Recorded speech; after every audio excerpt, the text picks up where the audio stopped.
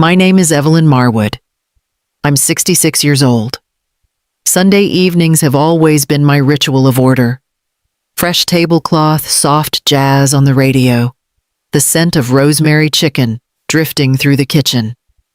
I like things neat, predictable, accounted for. That evening was no different. I paid the water bill, stacked the envelopes by the salt shaker, and set my credit card on the table, meaning to put it back in my wallet after dinner. Mark arrived first, his tie loosened, carrying a bouquet of daisies he must have grabbed at the gas station. Behind him came Lena, impeccably dressed, as always, perfume trailing in after her. She kissed my cheek, lightly. "You still pay bills by hand, Mom. That's adorable."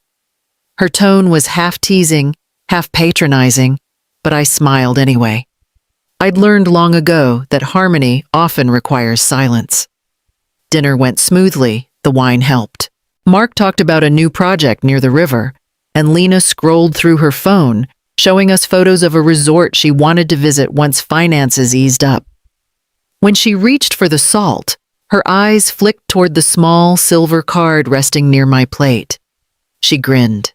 "You shouldn't leave that lying around. Someone might get ideas."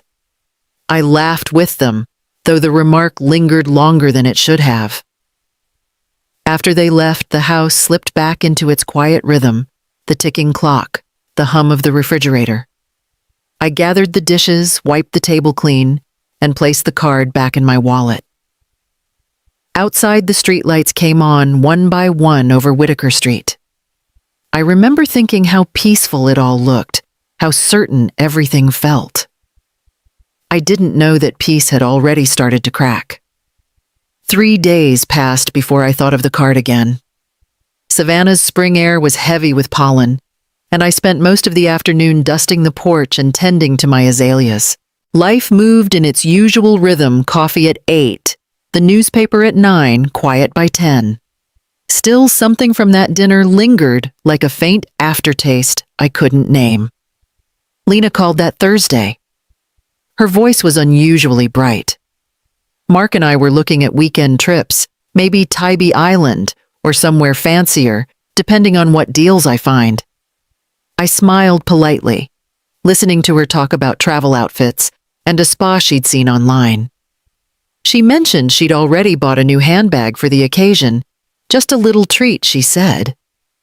I pictured her polished nails tapping against the phone screen and wondered briefly how she afforded so many little treats these days. That evening, while paying for groceries online, I noticed a charge on my credit card statement. Belmare Boutique, $210. I didn't recognize it. For a moment, I tried to remember if I'd bought anything for myself recently. Nothing came to mind. I decided it must have been a bank error, or perhaps I'd clicked the wrong tab. But that night, lying in bed, the thought returned, uninvited, persistent. I could see Lena at the table again, her smile hovering above my card. Maybe it was nothing I told myself. Maybe it was coincidence. Still, as the ceiling fan turned slow circles above me, I realized I hadn't slept this restlessly in years. Something quiet but certain had shifted the kind of unease you can't explain, only feel in the bones, in the pulse, in the way silence suddenly sounds too loud. Saturday mornings are my quiet hours, the only time the house feels truly mine. I sit by the window with my checkbook, a cup of tea cooling beside me, and go over the numbers. It's a habit that's never left me even in retirement. Balance the books, make sure everything adds up, keep the world steady. That morning the numbers didn't add up. At first I thought it was fatigue. I blinked at the screen, refreshed, the page counted again. The balance stared back, stubborn and wrong. Nearly $10,000 missing. A tightness bloomed in my chest. My hands, usually steady, trembled as I clicked through the recent transactions. Belmare Boutique, Rosewater Spa, Flightline, Travel Ocean View Resort, all within the last 10 days. I grabbed the phone and called the bank. A young man's voice came through, polite and rehearsed. "Ma'am, "Could you confirm these purchases?" he asked, reading them aloud one by one. My throat felt dry. "No," I whispered. "None of those are mine." He paused, typing quickly. "There's a name attached to the airline booking. Sometimes hotels or agencies list guest names. Would you like me to read it out?" I told him yes. He hesitated, then said softly, "Lena Marwood." The room fell quiet, except for the faint hum of the ceiling fan. I could hear my heartbeat in my ears, slow and deliberate, like a clock marking time in a house that had suddenly gone cold. I thanked the man, ended the call, and sat there for a long while, staring at the word Marwood printed on the screen. Family name. My name. I thought of Lena's laughter at dinner, her easy smile, the way she'd tapped the card with her finger. It replayed now, not as harmless teasing, but as a warning I'd ignored. Outside, the spring light had turned sharp, almost metallic. I rose, poured the cold tea down the sink, and watched it swirl away. The ordinary rhythm of my morning, the one I'd trusted for decades, had shattered, replaced by a silence that didn't feel like peace anymore. It felt like something else entirely. Something colder. Something I didn't yet know how to name. I didn't call anyone that day, not Mark, not Lena, not even the bank again. I needed silence more than I needed answers. The kind of silence that lets you see things clearly. I printed every transaction one by one until a neat stack of pages sat beside the printer. The receipts formed a story all their own: 5-star hotels, beachfront dinners, designer stores. The total was exacting, deliberate. It wasn't a mistake. It was a choice. I slid the papers into a folder, labeled it March Statement, and locked it in my desk drawer. Then I canceled the card. The woman on the phone asked if I'd like to file a fraud claim immediately. I told her not yet. My voice surprised me, steady, calm, almost detached. I needed to understand what I was looking at before I decided what came next.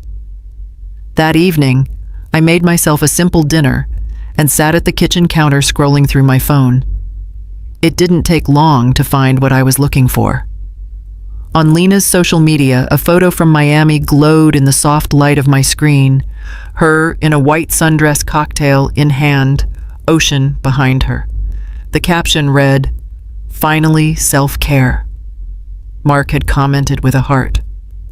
I looked at the picture for a long time. The smile on her face wasn't one of guilt or worry, it was satisfaction. Freedom. The image said everything she hadn't. I turned off the phone and set it beside the folder on my desk. My anger didn't come like fire. It came like frost, spreading slow and quiet, hardening everything it touched. In the silence of that house, something in me settled. Not forgiveness, not rage, just a clear, cold decision taking shape. One that didn't need to be spoken to be real. The following week, Savannah was washed in sunlight so bright it almost looked forgiving. I watched from the porch as Mark's car pulled into the driveway, its trunk packed with suitcases. Lena stepped out first, tan, radiant, wearing oversized sunglasses and a linen dress that moved like water when she walked. She looked like someone who hadn't worried about a thing in weeks. "Mom," she called out, waving as if she hadn't stolen from me. "We brought you something from Miami." She opened a glossy gift bag and handed me a silk scarf in sea green tones. It was beautiful, soft to the touch, smelling faintly of hotel perfume. "You should treat yourself more, you know," she said lightly. "You work so hard keeping this house perfect. Sometimes a woman needs a little indulgence." Her words brushed against me like static, polite, bright, meaningless. I smiled, accepted the scarf, and thanked her. Mark carried their bags inside, talking about flight delays and Florida heat. I could see the exhaustion around his eyes, the kind that didn't come from travel, but from being caught between two loyalties he didn't yet understand. Inside, Lena chatted about their trip, how good it felt to disconnect, how they'd eaten at oceanfront restaurants, how everyone there looked alive. Her laughter filled the kitchen like music that played just a little too loud. I stirred sugar into my tea and let her talk. Every word confirmed what I already knew. She didn't feel an ounce of guilt. When they finally left, I folded the scarf carefully, placed it in the drawer where I kept things I didn't trust, and sat down at my desk. The evening light spread across the wood, soft and golden. I opened my journal, the one I'd been keeping since my husband died, and began to write. Some people mistake kindness for permission. The ink bled slightly on the page, a small imperfection in the neat line of letters. I stared at the words until they blurred. Then I closed the book, turned off the lamp, and listened to the quiet, filling the house once more, a silence, sharper than ever, almost alive, waiting for what would come next. 2 mornings later, the envelope arrived, thick, cream-colored, heavy enough to feel important before I even opened it. The March statement. I carried it to the kitchen table, poured myself a cup of coffee, and began to read. Each line told a story I hadn't lived: boutiques, spas, flights, luxury dinners. I recognized the timeline. It began the day after that Sunday dinner. I pulled out a yellow highlighter and traced the totals page after page, the fluorescent ink marking a trail of audacity. $9,842.16. By the time I reached the last page, my coffee had gone cold. The paper looked almost beautiful, the way guilt often hides behind neat formatting. I gathered the pages into a folder and slipped it into my purse. Mr. Halpern's office was just off Broughton Street, tucked inside a narrow brick building that smelled faintly of paper and lemon oil. He'd been my husband's friend since their Navy days, a man with white hair, sharp eyes, and a voice that carried quiet authority. When he saw me, he stood and smiled. "Evelyn Marwood, it's been too long." "Too long," I said, handing him the folder. "I need your help." He read in silence, flipping through the pages, his brow tightening slightly with each turn. "You're sure it was her?" "Yes." My voice didn't shake. "I'm not looking for revenge, Arthur. Just truth. And protection." He nodded slowly. "Then we start with facts." Together we filled out the fraud report. He explained each step, how the bank would handle verification, how the charges could be frozen, how family complicates everything. I listened, signing where he pointed, steady as stone. When we were done, he closed the folder gently. "You've always had a quiet kind of strength, Evelyn. That's harder to find than anger." I smiled faintly. Anger burns too fast. I'd rather let the truth do the burning. Outside, the afternoon sun spilled through the window, catching the dust in gold. I left the office lighter somehow, as if the weight had shifted, not gone, but no longer crushing. I wasn't waiting for justice anymore. I was preparing for it. I decided to invite them for dinner exactly 1 week after meeting with Mr. Halpern. It seemed fitting, the same day, the same table, the same silver card no longer there. The afternoon air was warm, fragrant, with jasmine from the yard. I set the table the way I always did. Linen napkins, polished forks, the scent of lemon oil on wood. Some rituals I'd learned make courage feel quieter. Mark arrived carrying wine. Lena followed, cheerful and unbothered, a new necklace glittering against her throat. "You didn't have to cook for us again, Mom," she said, leaning in to kiss my cheek. "We should be the ones inviting you out." I smiled. "Next time, then." Dinner moved easily at first. Mark talked about deadlines at work, the city's new bridge expansion, something about permits. Lena complimented the roast and snapped a photo for her social media. I noticed the familiar flicker in her eyes, the same restless brightness I'd seen the night she teased me about the card. When dessert was cleared, I returned from the kitchen carrying a single folder instead of coffee. I placed it gently on the table between the salt and the vase of daisies. I wanted to share something with you both, I said. My tone was even steady. Some recent statements from my account. Lena blinked, the smile freezing halfway. Your account? Yes. I opened the folder and slid a few pages toward her. You'll recognize these. The sound of paper sliding over the table was small, but final. Lena's hand hovered above the documents, but didn't touch them. Her face, always composed, shifted color, draining eyes darting toward Mark, then back to me. I don't understand, she said, voice thinner than before. Mark frowned, leaning closer. What is this? Mr. Halpern, seated quietly at the end of the table, cleared his throat. Official statement from the bank. Transactions under Mrs. Marwood's account verified by cardholder identity and booking records. The words landed like stones in still water. The room changed shape, smaller, air heavier.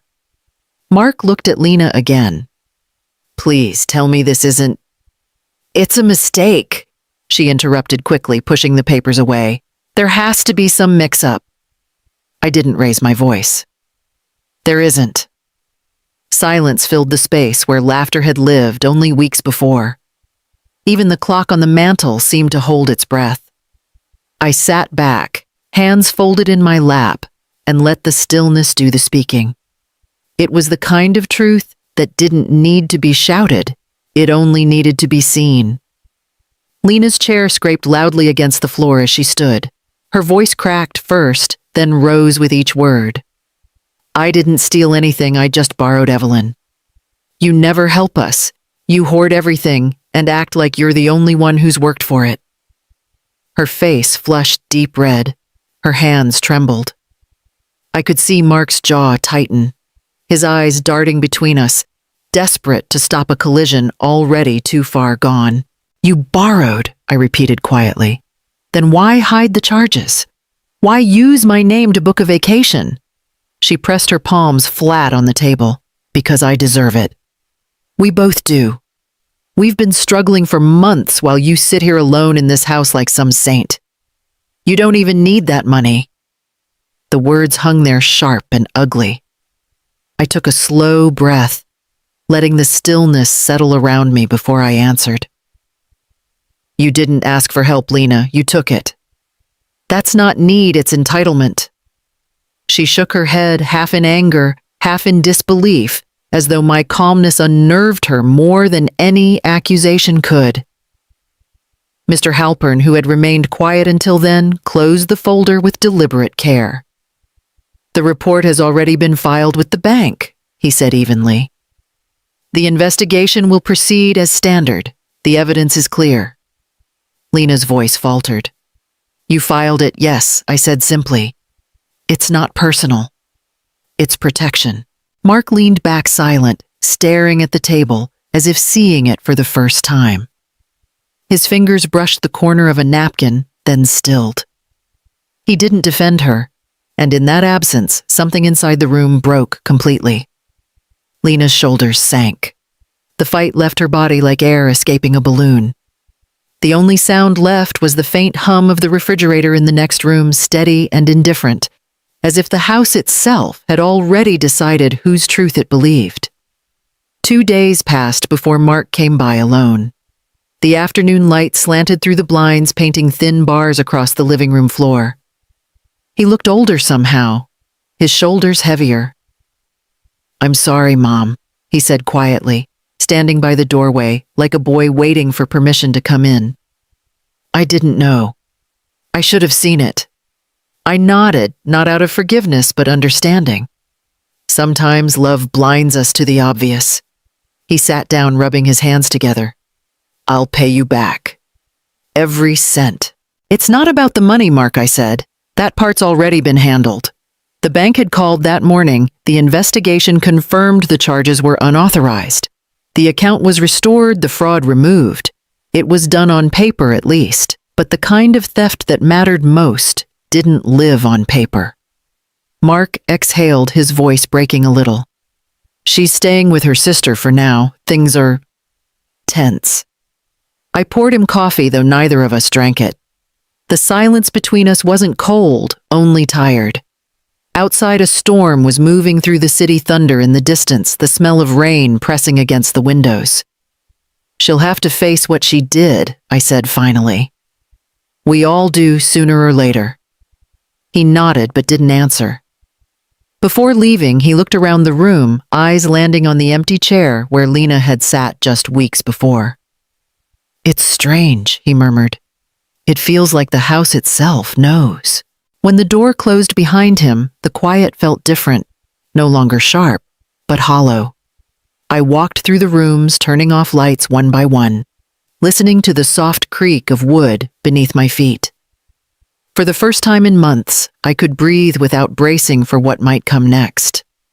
The peace was real, but it came with a cost I hadn't wanted to pay. Weeks passed, and the rhythm of life returned gentler than before. I spent my mornings in the garden pruning the camellias, and my afternoons in the kitchen, where the radio hummed softly beside the kettle. The house had grown quieter, but not in the same hollow way. It was a quiet that belonged to me now. One Thursday, I invited a few neighbors for tea. We sat on the porch, watching the wind move through the Spanish moss that hung from the oaks. Conversation stayed light: recipes, weather, the city's spring festival. No one mentioned what had happened, and I was grateful. I'd learned that not every wound needs an audience to heal. After they left, I cleared the cups and returned to my desk to sort through a few envelopes. Bills, letters, statements, all ordinary things. I wrote each check, sealed each one carefully, and placed my new card in the drawer when I was done. The small click of the lock felt final, like closing a chapter I no longer needed to reread. Mark came by that evening. He didn't stay long, but his visit felt different, quieter, humbler. He helped me carry the trash to the curb and lingered a moment before leaving. "You're tougher than I realized," he said, half smiling. I touched his arm lightly. "Toughness is just patience with scars," I replied. When he drove away, I stood on the porch as the last light faded from the sky. The street lights flickered on one by one until the old lamp my husband had installed decades ago cast its soft glow across the steps. I turned it on and watched it shine through the settling dusk. The air smelled of magnolia and rain. For the first time in months, I felt no weight, no ache, just the quiet certainty that this light wasn't for waiting anymore. It was for peace.